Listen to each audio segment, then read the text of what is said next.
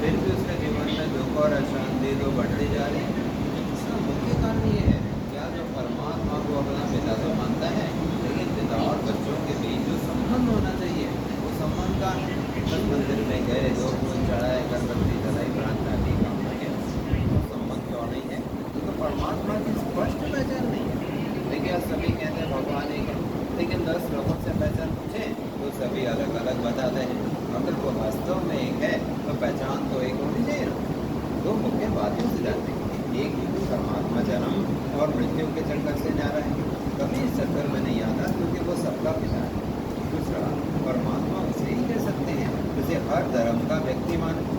सभी धर्मों के लोग कह रहे हैं ना भगवान एक है, वो मानने भी तो चाहिए। अब जिसने भी जन्म दिया है उसे एक धर्म का व्यक्ति मानेगा, दूसरे धर्म का नहीं मानेगा। तो कोई भी शरीरधारी महान आत्मा हो सकता है, देव आत्मा हो सकता है, धर्म आत्मा हो सकता है, लेकिन परमात्मा का कोई शरीर नहीं। वो एक ज्योति, एक प्रकाशिक शक्ति है, रूप में अति सूक्ष्म बिंदु है, गुणों में सिंधु है, ज्ञान का सागर, आनंद का सागर, सर्वशक्तिवान कहते हैं उसे। वैसे तो परमात्मा को अनेक नाम दिए गए हैं, जैसे हमारे पाप हरते हैं, पाप कटेश्वर कहा गया, मुक्ति जीवन मुक्ति का अधिकार देते हैं, मुक्तेश्वर कहा गया, लेकिन उनका वास्तविक नाम है शिव। शिव का अर्थ है कल्याणकारी, और परमात्मा के ज्योति स्वरूप को ही सभी धर्मों के लोग मानते हैं। तो जिस तरह रोड साइड से रास्ता स्पष्ट दिखाई देता है, उसी तरह परमात्मा ज्ञान सूर्य है, उससे मन का तार जुड़ने से जीवन पथ स्पष्ट दिखाई देता है। परमात्मा एक खिवैया है जो हमारे जीवन नैया को सही दिशा में ले जाते हैं। जो मनुष्य कांटों समान दुखदायी थे उन्हें भी फूल समान सुखदायी बनाते हैं। मनुष्य से देवता बनाते हैं, अनेक जन्मों के लिए धन धान्य से संपन्न करते हैं, काल के पंजे से भी हमें छुड़ाते हैं। दिखाया है जन्म, युवावस्था, वृद्धावस्था, मृत्यु और जन्म, ये एक चक्कर है जो चलता रहता है। फिर संसार का चक्र भी चलता रहता है। सतयुग, त्रेता, द्वापर, कलयुग और ऊपर जो छोटा हिस्सा दिख रहे हैं इसे संगम युग या परिवर्तन का दौर कहते हैं। दो कांटे दिखा रहे हैं कि समय बहुत कम है, फिर से सतयुग आने वाला है। 5000 वर्षों का ये चक्र है जो हर 5000 वर्ष बाद घूमते रहता है। इस संसार से पार, सूर्य चांद सितारों से भी पार परम धाम महात्माओं का असली घर दिखाया है। वहीं से महात्माएं संसार रूपे रंगमंच पर आते हैं, अनेक जन्म लेते हैं। जब संसार नाटक पूरा होता है वापस अपने घर से ले जाते हैं। इसलिए गायन है, संसारिक मुसाफिर खाना है, खाली आ गए हैं खाली आ जाएंगे।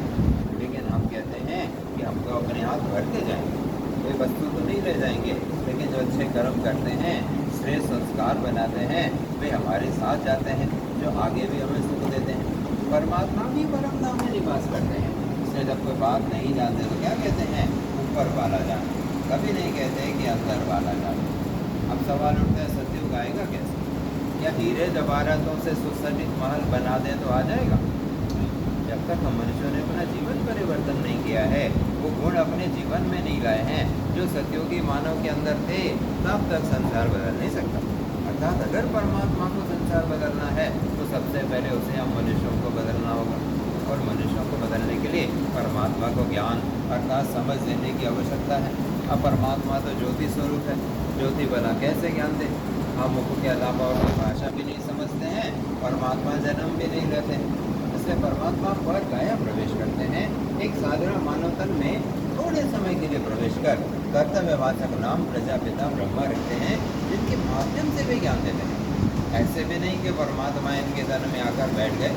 मान लीजिए परमात्मा को बड़ी सभा में 1 घंटा ज्ञान देने की आवश्यकता है, तो अपना घर परम धाम छोड़कर आते रहे हैं, इस तन में प्रवेश किया है, ज्ञान दिया है, वापस अपने घर परम धाम चले गए हैं। इससे परमात्मा का अवतरण गाया गया है जन्म में। तो हम सब क्या कर रहे हैं? परमात्मा का ज्ञान सुनकर अपना जीवन परिवर्तन कर रहे हैं। इस तरह एक के परिवर्तन से फिर से नए स्वच्छ समाज की रचना होती है, संसार फिर से स्वर्ग बनता है। उसके बाद इस पुरानी सृष्टि का महाविनाशन कर द्वारा और विष्णु द्वारा नई दैवी सृष्टि की पालना कराते हैं। इसीलिए परमात्मा को त्रिमूर्ति शिव कहते हैं। हमारा शरीर एक रथ के समान है। आँख, नाक, मुख, कान, हाथ, ये 5 कर्म इंद्रियाँ 5 घोड़ों के समान है। इसे चलाने वाली अमात्मा रथी इस शरीर की मालिक है।